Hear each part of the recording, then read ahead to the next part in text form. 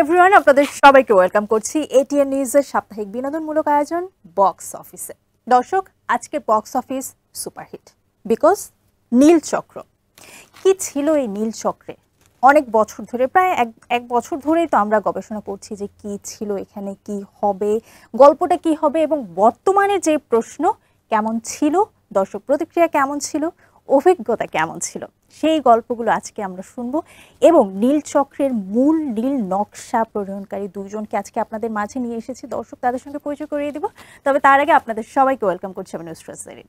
দর্শক, আজকে আমাদের সঙ্গে আছেন the most humble producer in our industry, I should say that, mister Mithu Khan. Mithu ভাই, welcome to our show. And the most gorgeous, মানে আমি পার্সোনালি যে মানুষটাকে খুব পছন্দ করি, খুব অ্যাডোর করি, বলা যায় যে gorgeous lady in our industry, miss Mandira Chakraborty. কেমন আছো? আমি ভালো আছি, তুমি কেমন আছো? খুবই ভালো আছি। অনেকদিন পরে তোমার সঙ্গে আবারও দেখা, সেই কাজল রেখার পরে গল্প হয়েছিল, আজকে আবার নীল চক্রের পরে। So I am really happy. নতুন সিনেমা, নতুন গল্প, নতুন সিনেমা, নতুন গল্প।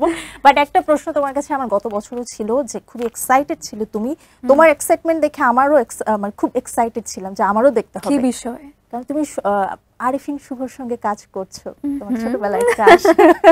সেই গল্পে যাব। মিঠু ভাই, আপনার কাছে শুরুতে একটু আসতে চাই। সেকেন্ড ফিল্ম, এবং সেকেন্ড ফিল্মে খুব ভালো একটা সাড়া পাচ্ছেন, প্রত্যেকে প্রশংসা করছে, দর্শক হল থেকে এসে প্রশংসা করছে, ছোট বাচ্চারা পর্যন্ত করছে, বিকজ একদমই সমসাময়িক একটা সিনেমা। সো কেমন এক্সপিরিয়েন্স আসলে ছিল এটা? আসলে একটা নির্মাতার জন্য আসলে একটা অন্যরকম অনুভূতি, অন্যরকম পাওয়া, কারণ দর্শকের জন্যই সিনেমা। দর্শকই সিনেমার প্রাণ, দর্শকই সিনেমার শক্তি। সেই জায়গা থেকে দর্শক এইভাবে অ্যাকসেপ্ট করছে, এবং প্রত্যেকটা সিনেমার টার্গেট অডিয়েন্স থাকে, প্রত্যেকটা সিনেমার, সেটা মার্বেল, ডিসি থেকে শুরু করে আমাদের দেশের যেই সিনেমাই হোক। এখন আমরা যেই দর্শককে টার্গেট করে সিনেমাটা করছি সেটা হচ্ছে 50 ঊর্ধ্ব আর জেনজি জেনারেশন। এই দুইটা জায়গায় আমাদের টার্গেট অডিয়েন্স ছিল, এবং এই দুইটা জায়গায় আমাদের দর্শকরা লুফে নিচ্ছে, এবং বের হয়ে তারা প্রতিক্রিয়া জানাচ্ছে যে এই সিনেমাটা সবার দেখা উচিত। তো সেই একটা, এর থেকে বড় পাওয়া তো একটা নির্মাতার হইতেই পারে না। আমি আমার টার্গেট অডিয়েন্সকে একদম নক করতে পারছি। এক্স্যাক্টলি। এবং আমরা আসলে সবাই সেটা মানে মুখিয়েছিলাম, বলা যায় যে এই ছবির নামটা নিয়ে, ছবির কাস্টিং নিয়ে, আপনার কাজ নিয়ে, আপনার সেকেন্ড সিনেমা নিয়ে সবার মধ্যে একটা মিশ্র প্রতিক্রিয়া ছিল, এবং অবশেষে আমরা তার ফলাফল দেখতে পেলাম। Thank you so much.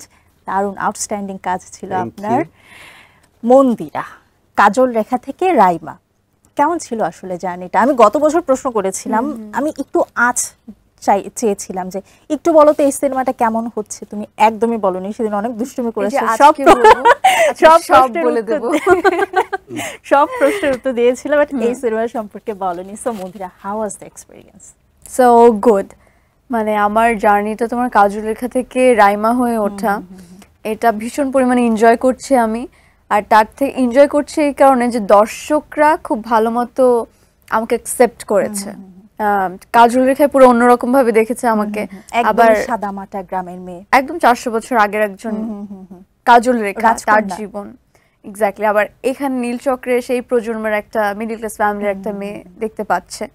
So দুই ধরনের, দুই জনরার গল্প। এবং আমার এই যে চরিত্রটি নীলচক্রের, যেটা আমি অভিনয় করেছি, থ্যাঙ্কস টু মিঠু ভাই, এত ভালো একটা কাজে আমাকে সে অপরচুনিটি দিয়েছে। সো মানে আমি যে এই পরিমাণে ভালোবাসা পাচ্ছি, এটা তো আমার পাওয়ার কথা না মিঠু ভাই আমাকে কাস্ট না করলে। সো এতদিন থ্যাংক ইউ দেওয়া হয়নি, আজকে দিলাম।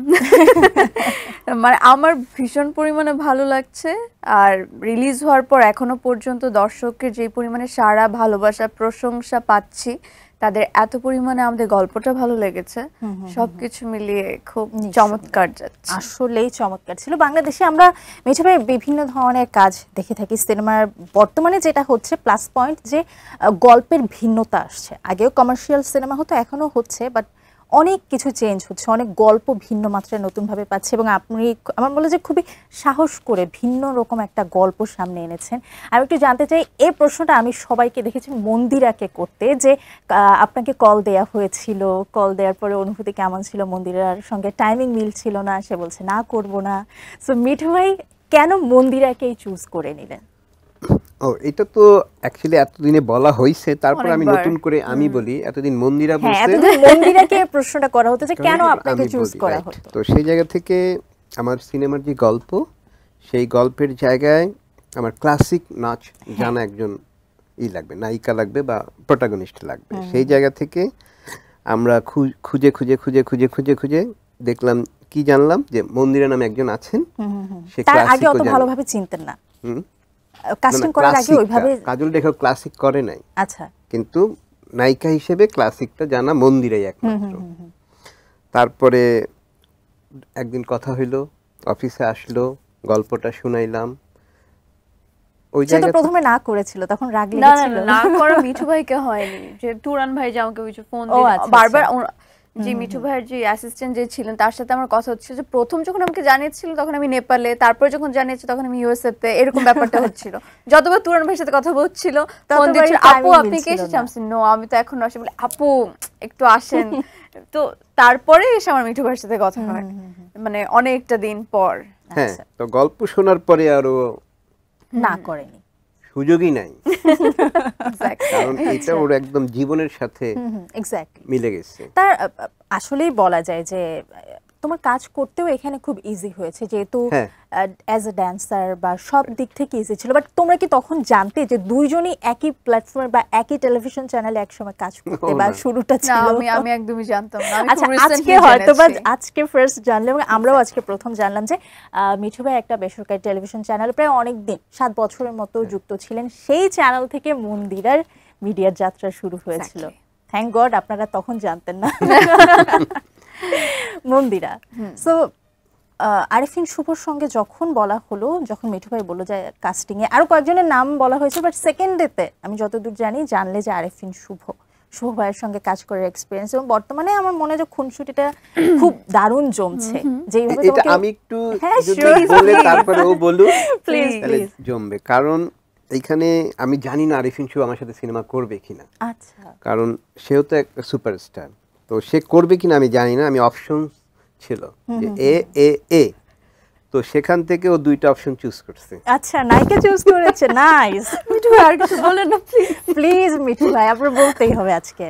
ও মাই গড, আজকে সব রিভিল করে দিল, একদম।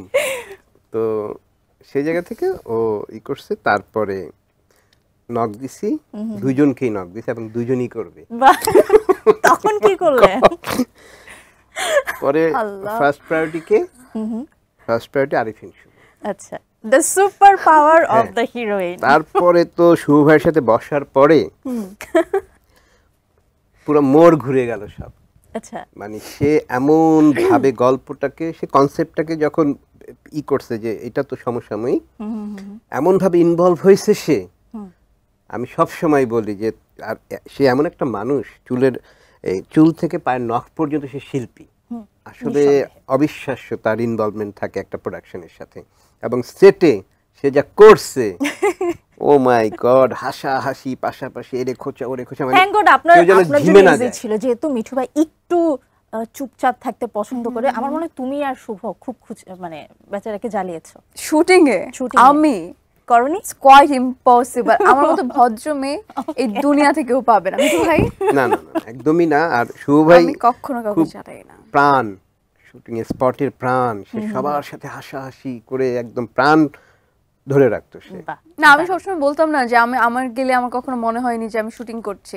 মানে করেছি, কষ্ট তো সবাই করছে, কিন্তু একটা ফান, এমনও একটা একটা এনভায়রনমেন্ট পরিবারের মধ্যে আছে, এটা মনে হচ্ছিল যে এমনও আমরা হয়েছে যে আমরা স্পটে যাই নাই, শুভ ভাই পৌঁছে গেছে। আচ্ছা, মানে তিনি আমাদেরও আসলেই হাফ dedicated আওয়ার আগে সে একটা চলে person, গেছে, মানে এতটাই সে ইনভলভ ছিল। involved ছিল। তো মাঝখানে তার মা মারা গেলেন, এইটা একটা স্যাড পার্ট ছিল আমাদের। তো ওইটার জন্য একটু অফ ছিল। আমরা তো ভাবছি যে হয়তো একটা মাসখানেকের গ্যাপ যাবে, কারণ তার সবচেয়ে প্রিয় মা নাই পৃথিবীতে, তাকে কি করে আনবো, এটা একটা ইমোশনাল পার্ট ছিল। পরে সে দেখলাম যে এতটাই কাজের প্রতি তারই, সে 5 দিন পরে আমাদের সেটে Back চলে করবে। আসছে। নিঃসন্দেহে আসলে এটা আমি ডেডিকেটেড পার্সনদের সঙ্গে মিঠু ভাই কৃতজ্ঞতার কাজ কাছে। করার অভিজ্ঞতাও দারুণ, এবং তার যে ফলাফল সেটাও আসলে আউটস্ট্যান্ডিং Right, হয়। আমরা right. বর্তমানে এবং এখন হলেই দেখতে প্রত্যেকে পাচ্ছি। বলতেছে আরিফিন শুভ দুর্দান্ত দুর্দান্ত, মন্দিরা, এবং প্রত্যেকে আসলে খুব ভালো করছে। কারণ এখানে আপনি যখন সিনেমাটা দেখতে বসবেন আপনার মনে হবে না সিনেমা দেখতেছেন। একদমই একদমই। এইটাই হচ্ছে দর্শক প্রতিক্রিয়ার একটা এবং সবচেয়ে আমি বড় পার্ট। এখানে মিঠু ভাই একটা বড় থ্যাঙ্কস দেব কাস্টিং এ যারা ছিলেন, আপনাদেরকে থ্যাঙ্কস দেব। এই দুইজনকে একত্রে করেছেন এবং তাই মনে হয় যে যে এক্সিকিউশনটা এত দারুণ হয়েছে। না না ডেফিনেটলি আমি সামনে ওদের সাথে কাজ আছে আমার, আমি বলেই দিলাম চ্যানেলে। আচ্ছা ওকে, দর্শক আমরা জেনে নিলাম যে খুব শীঘ্রই আমরা এই দুজনকে, আমি আরো কিছু বলবো মিঠু ভাই, আজকে বলবো যে দর্শকরা আসলে কি চাচ্ছে, তবে একটা ছোট্ট বিরতি নিয়ে এসে তারপরে বলছি। দর্শক বক্স অফিসে নিচ্ছি ছোট্ট একটা বিরতি, থাকুন আমাদের সাথে।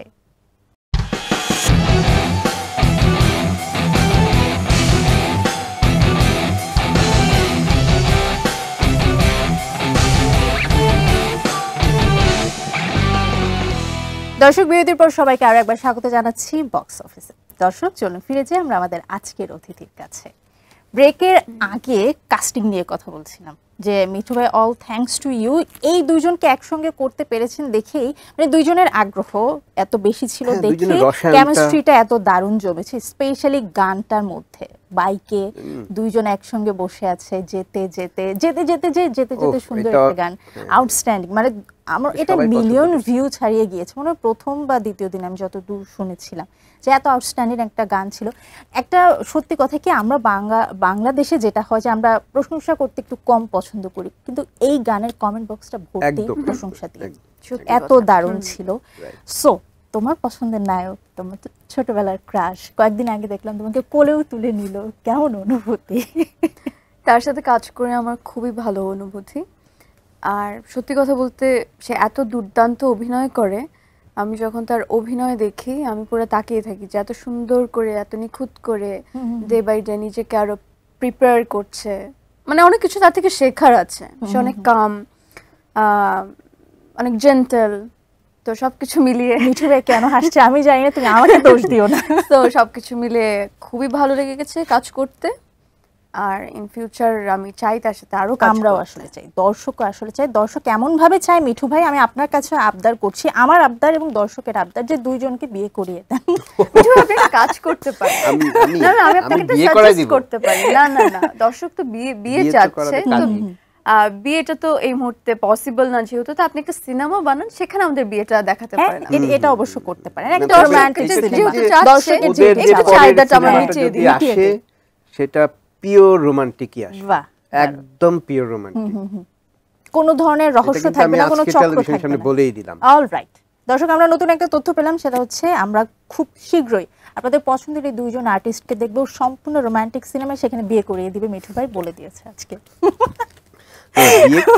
তবে বললাম আর মন্দিরা, তুমি যেটা একটু আগে বলছিলে যে তুমি শুটিং সেটে একদমই বলা যায় সবচেয়ে সুইট পারসন, একদমই কথা বলো না, দুষ্টুমি করো না। লাস্ট ইন্টারভিউতে তো দেখলাম শুভ ভাইকে দারুণ পচিয়েছো, একদমই বিরক্ত করে ছেড়েছো বেচারাকে, কেন এটা করলে? শুধু আমারটা দেখলে, আর সে যে আমাকে বিরক্ত করেছে সেটা তো তুমি দেখলে না। এটাকে বলে রোস্টিং করা। আচ্ছা, আমরা দুজনকে সেটা করেছি, রোস্টিং করা হয়নি। তবে এই রোস্টিং এর আইডিয়াটা কিন্তু শুভ ভাইয়ের ছিল। আচ্ছা আচ্ছা, এবং দারুণ প্রমোশন ছিল, দারুণ হয়েছে এবং ভাইরালের পর্যায়ে চলে গেছে।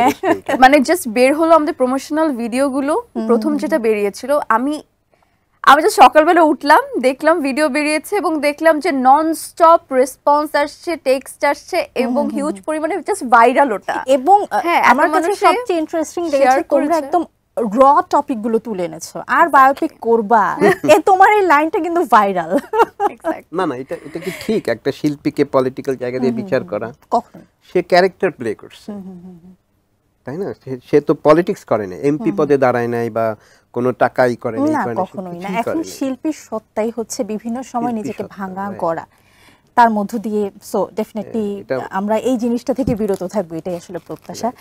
আরেকটা জিনিস মিঠু ভাই আমি বলবো যে আপনার এই সিনেমার সিনেমাটোগ্রাফার যিনি ছিলেন, মানে আমার পক্ষ থেকে, আমি পার্সোনালি অ্যাজ এ অডিয়েন্স, আমি ট্রেলার যেহেতু দেখেছি, তাকে একটা বিগ থ্যাঙ্কস দিতেই হয়। সবার মনে একটা প্রশ্ন, আমি বেশ কিছু রিভিউ দেখছিলাম, সেখানে সবাই প্রশ্ন করছিল যে এই আইডিয়াগুলো আসলে কার ছিল, যে এত সুন্দর সিনেমাটোগ্রাফি বাংলাদেশের ইন্ডাস্ট্রিতে খুব কমই হয়েছে, এবং ডিওপির এটা কি আসলে গুণ ছিল না আপনার দৃষ্টিতে ছিল? মিক্সড। এটা ডিওপি, নট অনলি ডিওপি একা, সবাই মিলেই এই ডিজাইনটা করা। আমাদের প্রি প্রোডাকশন হয়েছে 6 মাস। আচ্ছা আচ্ছা। ডিওপিকে আমি ধরে ধরে নিয়ে আসছি 3 মাস, বিভিন্ন জায়গা থেকে বলতাম আসেন আসেন আসেন, এই শর্ট ডিজাইন হইতো, শর্ট ডিজাইন হইতো।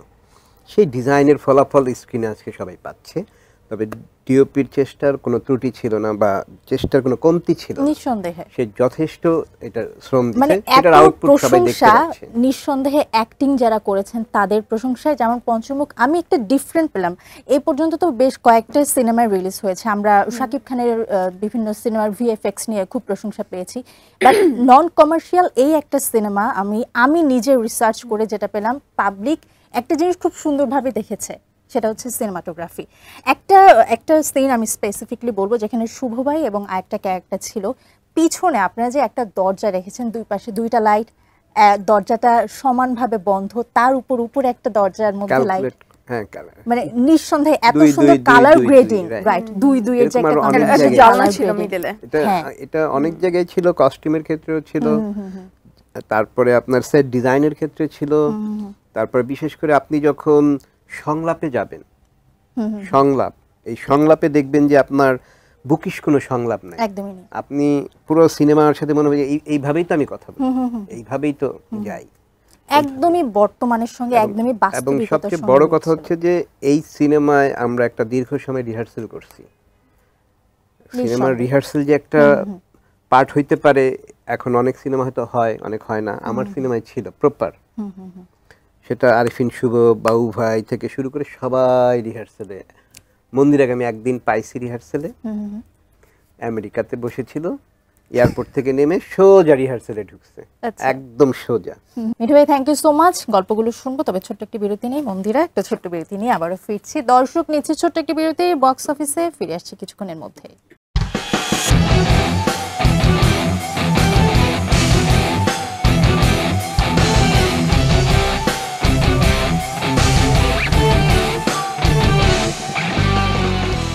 দর্শক, বিরতির পর সবাইকে আরো একবার স্বাগত জানাচ্ছি বক্স অফিসে। চলুন দর্শক, সরাসরি চলে যাই আমরা আমাদের আজকের অতিথির কাছে। যেমনটা আসলে কথা হচ্ছিল, মন্দিরা তোমাকে তো সবাই, মানে আমি হয় কি, আমাদের দেশে আমরা নিয়মিত আমাদের ছোটবেলা থেকে অনেক অ্যাক্টর, অনেক অ্যাক্ট্রেসকে দেখেছি।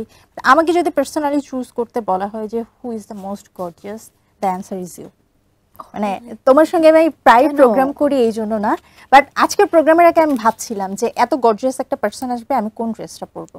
So this is the first time আমার একটু ডিসাইড করতে, চিন্তা করতে হয়েছে, বিকজ লাস্ট প্রোগ্রামগুলোর এক্সপেরিয়েন্স থেকে মিঠু ভাই মিসম্যাচ ছিল অনেক বেশি। তার মানে কি দুইজনের মধ্যে আমি নাই?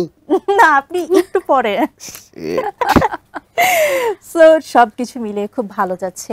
এই সিনেমায় তোমার কো আর্টিস্ট হিসেবে একটা ছোট্ট শিশুও ছিল, তার সঙ্গে তোমার কম্বিনেশনটা বা তোমার কেমিস্ট্রিটা এত দারুণ ছিল। আমি যেটা জানতাম যে সবাই যেটা মনে করে যে মন্দিরা হয়তো বা বাচ্চাদের সঙ্গে কতটুকু কোলাপ করতে পারবে বা আদৌ পারবে কিনা, একটু চুপচাপ থাকতে পছন্দ করে, কিন্তু সেসব বাচ্চাটা তোমাকে ইন্টারভিউতে জড়িয়ে ধরে বলছিল সে আসলেই মায়ের মতো, তিনি আউটস্ট্যান্ডিং। সো কেমন ছিল? আমি বাচ্চা ভীষণ পছন্দ করি, কারণ আমার আমরা জানি তুমি বাড়িতেই শুধু আছে। বিড়ালই পছন্দ করো। না না না, আমার বাসায় আছে আমার বাচ্চা, বড় ভাইয়ের ছেলে, ওর 6 বছর বয়স। তো আমি এমনিতেই বাচ্চা খুব পছন্দ করি, আমি আদর করতে, টেক কেয়ার করতে, বা যতক্ষণ আমার কাছে থাকে আমার খুব ভালো লাগে। কিন্তু এটার আবার আছে, ডিসেন্ট বাচ্চা পছন্দ করি, দুষ্টুমি বাচ্চা পছন্দ করি না। মানে পছন্দ করি না মানে ইন এ সেন্স, মানে আমি ওটা সামলাতে পারি না বেশিক্ষণ, এটাই। বাট আই লাভ বাচ্চা কাচ্চা, নিঃসন্দেহে, এবং আমরা কয়েকদিনের মধ্যে দেখবো। মানে কয়েকদিন বলতে একদম না, সিনেমাতে দেখতে পারো। ও আচ্ছা, বাস্তবে আমি অনেক ছোট, আসলে সব ব্যাপারে আমরা কথা না বলি, বড় হয়ে কথা বলি। এখন যদি একটা বড় ব্যাপারে আমরা কথা বলি, বাচ্চা কাচ্চা নিয়ে তো একটু বেশি অ্যাডভান্স আলোচনা করে ফেললাম, বাচ্চার বাবা নিয়ে একটু আলোচনা করি। যে জিনিসটা আমার প্রশ্ন না, আমি শুরুতেই বলি, তুমি আমাকে প্রোগ্রাম শেষে মাইট ঠাইট দিও না। দর্শক যেটা বলে, যদি মন্দিরাকে চুজ করতে দেয়া হয় যে আরিফিন শুভ নাকি শরীফুল রাজ, কাকে চুজ করবে? মানে কিসের ভিত্তিতে, কোন কারণে, কোন পারপাসে চুজ করব? জীবন সঙ্গী, যেহেতু বাচ্চার বাবা আমি বলেছি। জীবন সঙ্গী কেন চুজ করব আমরা? যদি তোমার কাছে কেউ একজন প্রশ্ন করে, তোমার অনেক বিগেস্ট ফ্যান এসে বললো যে আপনাদের দুইজনের কেমিস্ট্রিটা খুব ভালো লাগে অন স্ক্রিনে, সো অফ স্ক্রিনে যদি তোমাকে সুযোগ দেয়া হয়। এক্স্যাক্টলি, আমি বুঝতে পেরেছি। এখন আমি তাদের উদ্দেশ্যে বলতে চাই, জীবন সঙ্গী বাছাটা অনেক ডিফিকাল্ট। সো এটা যদি বলতে হয়, আমি এই মুহূর্তে এই প্রশ্নের উত্তরটা দিতে পারবো না। তাদের দুজনের সাথে আমার আরো টাইম স্পেন্ড করতে হবে। তারপর যখন আমি বুঝবো বা রিয়েলাইজ করবো যে না এই মানুষটা হতে পারে, তখন আমি নির্দ্বিধায় বলে দিতে মিঠু পারবো। ভাই কিন্তু এখন আপনার কাছে এড়িয়ে গেল। আমার কাছে মনে হয় যে দুজনেই আমার কলিগ, দুজনেই আমার বন্ধু। তো আমি তো তাদেরকে কলিগ এবং বন্ধুর চোখে দেখেছি। তো যখন আমার মাথায় ওটা থাকবে যে লাইফ পার্টনার অর সামথিং, তো সেও আমাকে ওভাবে ট্রিট করবে, আমিও তাকে ওভাবে ট্রিট করবো, তখন আমি বুঝতে পারবো যে এক্স্যাক্টলি কোন মানুষটা আমার জন্য রাইট। তুমি যদি এখন আমাকে প্রশ্ন করো, আমি তোমাকে বলতে পারবো কোন কো-অ্যাক্টরটা আমার জন্য ভালো। কোন কো-অ্যাক্টরটা মন্দিরের জন্য ভালো? দুজনে। এই তো দেখেন মিঠু ভাই আমাকে কিন্তু বলেছে যে সে স্পেসিফিক অ্যানসার দিবে, এখনো দেয়নি। দুজনেই বেস্ট। দুজনেই বেস্ট। নিঃসন্দেহে তুমি আরিফিন শুভর সঙ্গে যেহেতু সে কো-অ্যাক্টর ছিল, তার সঙ্গে তো এই সিনেমা দেখা হয়েছে। তোমার আরেকটা বেস্ট ফ্রেন্ড সেটা হচ্ছে শরীফুল রাজ, তার সঙ্গে কি বসে এই সিনেমাটা দেখা হয়েছে কিনা? না, সে খুবই চেয়েছে আমাদের সাথে একসাথে বসে আমাদের সিনেমা দেখবে, কিন্তু এখনো পর্যন্ত যেমন আমিও দেখবো করে প্রমোশনের জন্য হয়ে উঠতে পারিনি। সবারই সেম অবস্থা আমার মতো। তার সিনেমাও তো তাহলে তোমার দেখা হয়নি? না। রাগ করেনি তোমার বন্ধু? না, একদমই না, দেখে ফেলবো। আমরা প্ল্যান আছে, আমরা অলরেডি শুরু করছি। এর সিনেমা ও ওর সিনেমাও আমরা মিলেমিশে দেখব। এই পরিবেশটা আসলে ইন্ডাস্ট্রিতে থাকা উচিত, রাখা দরকার, ইন্ডাস্ট্রির জন্য দরকার। একদমই। মন্দির, একটু জানতে চাই যে তোমার প্রথম সিনেমা যেটা ছিল একদমই পুরনো গল্পে, তুমি অন্যরকম একটা মানুষ ছিলেন। এই গর্জিয়াস মানুষটা ছিল না, একদমই সাদা সিধা একটা নাই ছিল, বাট সে রাজকন্যা ছিল। এই সিনেমায়ও তুমি একজন সাধারণ মানুষের চরিত্রে ক্যারেক্টার পোর্ট্রে করেছো। বাট আমাদের দেশে এখন যেটা হয় যে ছবি মানে অনেকে মনে করে, অনেক দর্শক মনে করে শাকিব খানের সিনেমা হতে হবে, আইটেম সং তো থাকতেই হবে। যে মানুষ এত সুন্দর নাচে, যে মানুষের নাচ দিয়ে মিডিয়াতে আসা শুরু, সে মানুষকে কি আমরা কখনো আইটেম গানে দেখবো, আইটেম সঙ্গে? অবশ্যই, কেন দেখবে না? আমি আর্টিস্ট, আমি সব ক্যারেক্টারই প্লে করব এবং আমি নাচের মেয়ে। আমাকে দিয়ে যেটা সম্ভব এবং সাবলীল লাগবে আমাকে দেখতে, আমি সেটা করতে খুব স্বাচ্ছন্দ্য বোধ করি এবং সেভাবেই আমি কাজটা করতে চাই। ইন ফিউচার আমি ভার্সেটাইল অ্যাক্টর হতে চাই, সবাই যেন আমাকে নানান রূপে দেখতে পারে, এটাই চাই। আর আমার এটা সব থেকে ভালো লেগেছে যে কাজল রেখা নীলচক্র করে, যে কাজল রেখা যেমন নো মেকআপ লুক ছিল পুরাটা টাইম, হ্যাঁ, আমাকে র ফেস্টে যেমন দেখেছে, আবার নীলচক্রতে কিন্তু সেম এমন না যে আহামরি মেকআপ, মানে কয়েকটা সিনে হয়তো মেকআপ দিয়েছে বাট খুবই লাইট বেজ, একদম না পারতে নয়। আর মোস্ট অফ দ্য সিনেই হচ্ছে যে তোমার নাই বলতে গেলে কিছুই নাই, হ্যাঁ, ওরকম একটা ব্যাপার। তো এই জিনিসটা আমার কাছে খুব ভালো লেগেছে যে দর্শকরা আমার পুরো একটা র ফেস দেখতে পেরেছে, আমি এক্স্যাক্টলি মন্দিরা দেখতে যেরকম সেরকম ভাবে পেয়েছে। তো এই জিনিসটা আমার কাছে ভালো লাগে। আর তার থেকে বড় ব্যাপার হচ্ছে কমার্শিয়াল ফিল্ম এরকম নাচ গানে তো অবশ্যই করা যায়, চাইলে আরো আগে আমি করে ফেলতে পারতাম, কারণ প্রচুর অপরচুনিটিস ছিল। আমি এটাই আসলে ভাবছিলাম, তুমি এই কথাটা সবসময় বলো যে এই দিক থেকে বলা যায় যে তুমি অনেকটা ব্লেসড। সবাই যেটা হয় শুরুতে কমার্শিয়াল ফিল্মে চলে যায়, পরবর্তীতে নন কমার্শিয়াল আউটস্ট্যান্ডিং ফিল্ম করতে তাদের একটু টাফ হয়ে যায়, কাস্টিংয়েও তাদের একটু সমস্যা হয়ে যায়। বাট তোমার হাতে খড়ি বা শুরুটাই হয়েছে দারুণ দুইটা প্রজেক্ট দিয়ে। এটা তোমার জন্য আমার মনে হয় খুব বড় একটা ব্লেসিং। দ্যাটস ওয়াই ডিরেক্টর এত ভালো ভালো আমার ভাগ্যে পড়েছে, আমি কি করব? নিঃসন্দেহে। মিঠু ভাই, বলা যায় যে একটা স্পয়লার দিয়ে দিয়েছেন, আমরা নতুন আরেকটা সিনেমা পাবো, খুব রোমান্টিক একটা সিনেমা, যেখানে আপনার বর্তমানে যে নায়িকা আপনার পাশে বসে আছে সেই নায়িকা থাকবে। সো একটু জানতে চাচ্ছি সেটাও কি ঈদুল ফিতর বা ঈদুল আজহায় নেক্সট ইয়ারে রিলিজ পাবে কিনা? এটা তো প্রোডিউসারের উপরে ডিপেন্ড করবে। প্রোডাক্টটা তাকে বানায় দেওয়া হবে, সে যখন রিলিজ করবে। আর এটা তো স্পয়লার না, এটা রিভিল করে দেয়া। আচ্ছা, স্পয়লার তো অন্য জিনিস, তো রিভিল করে দেয়ার আর বললাম আর কি। তো প্রসেস চলতেছে, স্ক্রিপ্টিং চলতেছে, ডেভেলপ হচ্ছে। আশা করি দর্শক অন্যভাবে নিবে, আমি জানি না আমার আর্টিস্টটা কেমন করবে।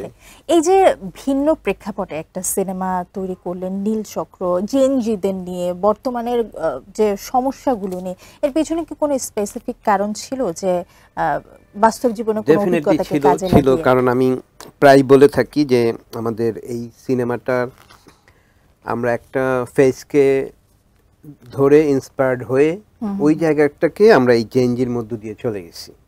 কারণ এখনকার যে জেনারেশন, এটা আপনার স্পয়েলড জেনারেশন, যারা ভাইরালের নেশায় ছুটে নানান ফাঁদে পড়তেছে, এবং কেউ কেউ বিদেশেও পাচার হয়েছে, আপনারা শুনে থাকবেন, সেটা ইউটিউবেও পাওয়া যায়। তো এইসব যখন আমরাই স্ক্রিপ্টিং করার সময় যখন R&D করছি, তখন আমরা জানতে পারলাম যে এত কিছু এর পেছনে একটা চক্রই থাকে এর পেছনে। তো সেই চক্রের কাজগুলা কি, সেটাকে আমরা পার্ট করছি। পার্ট করে কোন অংশটা নিব সিনেমার খাতিরে, সিনেমার এখানে ইনপুট দিছি, দিয়ে ডিজাইন করে যখন এটাকে পর্দায় আনছি, তারপরে অডিয়েন্স বুঝতে পারতেছে যে আসলে পেছনে কি থাকে। শুধু একটা মানুষই ফাঁদে পড়ে না, তার পরিবারও ফাঁদে পড়ে, এবং কিভাবে হয় সেই জিনিসটা আসলে ডিটেইলসে বলেছেন। অনেকগুলো পার্ট, শুধু এই ফাঁদে পড়ার জায়গা থেকে আবার এবার সাইবার বুলিং এরও জায়গা থাকে। আপনারা জানেন যে সাইবার বুলিং এর কারণে অনেক উপজেলা জেলায় মেয়ের আত্মহত্যা করছে। তো আমরা সেই পার্টও আমাদের সিনেমায় আছে। তারপরে ভিডিও লিক থেকে শুরু করে কত রকম তাদের টর্চার করা হয়, সেগুলো সবকিছু মিলাই নীলচক্রের একটা জার্নি, এবং খুবই দারুণ একটা জার্নি ছিল, চোখ খুলে দেওয়ার মতো একটা জার্নি আমি বলবো। সত্যি অ্যাওয়ারনেস আর সামাজিক আন্দোলনের প্রতিচ্ছবিও বলা যায়। একদম নিঃসন্দেহে। অসংখ্য ধন্যবাদ, এত দারুণ, এত আউটস্ট্যান্ডিং একটা কাজ আমাদেরকে উপহার দিয়েছেন। বিশেষ করে এই ধরনের গল্প কখনোই হয়নি, কখনোই না, this is the first time. এবং এই অ্যাওয়ারনেসমূলক ফিল্ম আমাদের দেশে আমার মনে হয় আরো অনেক বেশি করা উচিত, হওয়া উচিত। সো কারণ হচ্ছে যে সিনেমা এমন একটা মাধ্যম যেটা একসাথে অনেক মানুষের কাছে ছড়ায় যায়। তো এত বড় মাধ্যম শুধু আমাদের দেশেই না, দেশে বিদেশে সবখানে ছড়ায় যায়। এবং এখন যেহেতু আমাদের ইন্ডাস্ট্রিটা ভালো, মার্কেট যেহেতু ভালো, দর্শক যেহেতু দেখছে। আমি গতকালকে কোনো একটা সিনেমা হলের সামনে কোনো একটা আমার মিটিং ছিল, আমি সেখানে বসলাম, তখন দুপুর, কিন্তু আমি জাস্ট কোনো একটা ফিল্মের বিরতি চলছিল, আমি এত মানুষ দেখে অবাক হয়ে গেলাম যে এটাই আমাদের দেশ, নতুনভাবে আমাদের সিনেমা ইন্ডাস্ট্রি উঠে দাঁড়াচ্ছে, ঘুরে দাঁড়াচ্ছে, দুপুরে এই রোদের মধ্যে এত মানুষ হলমুখী হচ্ছে, পরিবার নিয়ে আসতেছে। আগে ব্যাপারটা হতো যে ঈদের টাইমে রেডি হব, ঘুরতে যাব, রেস্টুরেন্টে বসবো, বন্ধুদের সাথে আড্ডা দেবো, এটাই চলছে, গাড়িতে করে ঘুরবো, পার্কে যাব। কিন্তু এখন বাঙালিরা প্ল্যান করে যে এতগুলো মুভি এসেছে, তো ঈদের প্রথম দিন এটা দেখবো, দ্বিতীয় দিন এটা দেখবো। তো এই যে ভাইবটা ক্রিয়েট হয়েছে, এটা খুব দুর্দান্ত এবং খুব দরকার ছিল। থ্যাংক ইউ সো মাচ তোমাদের জন্য, আপনাদের জন্য এত দারুণ কাজ হচ্ছে। আমরা সিনেমা হলে যে সিনেমা দেখতে পাচ্ছি, দারুণ সব কাজ হচ্ছে।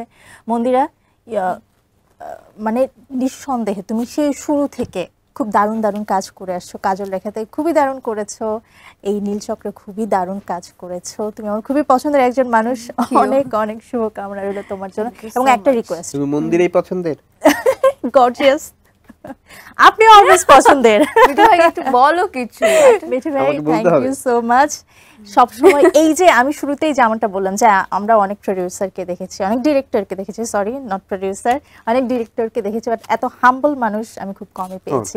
সবসময় এই জিনিসটা আপনার মধ্যে থাকুক, এই প্রত্যাশা রাখতে চাই, তাহলে মনে হয় আরো আউটস্ট্যান্ডিং আমরা কাজ পাবো। Thank you so much Mithu ভাই। মন্দিরা, যে রিকোয়েস্টটা ছিল সবসময় গর্জিয়াস থেকো। থ্যাংক ইউ, আমি চেষ্টা করব। আমি জানি তুমি এর বাইরে যেতেও পারবে না। থ্যাংক ইউ, অনেক অনেক শুভকামনা রইল তোমার জন্য। Thank you so much. দর্শক, আমাদের হল, আমাদের সিনেমা, আমাদের গল্প, আমাদের সমস্যা, আমাদের প্রতিকার। দর্শক, জানতে হবে সমস্যাটা আসলে কোথায়, তাহলেই আমরা বুঝতে পারবো সমাধান কিভাবে করতে হবে। আর এই সমস্যাগুলো জেনজি বা বর্তমান জেনারেশনের সমস্যাগুলো সমাধানের উপায় কিভাবে করতে হয়, সবকিছুই লুকিয়ে আছে নীলচক্রে। অবশ্যই দেখতে হবে, এবং সেটা অবশ্যই হলে। যে দর্শক, আমরা সবাই মিলে বর্তমানে যে সিচুয়েশন, আমরা নিয়মিত হলে যে সিনেমা দেখব, নীলচক্র অবশ্যই দেখব। অবশ্যই তরুণ প্রজন্ম যারা এই মুহূর্তে ক্যামেরার সামনে বসে আমাদেরকে দেখছেন, সবাইকে রিকোয়েস্ট থাকবে আমরা হলে যেয়ে সবাই নীলচক্র পরিবারের সবাইকে নিয়ে উপভোগ করব।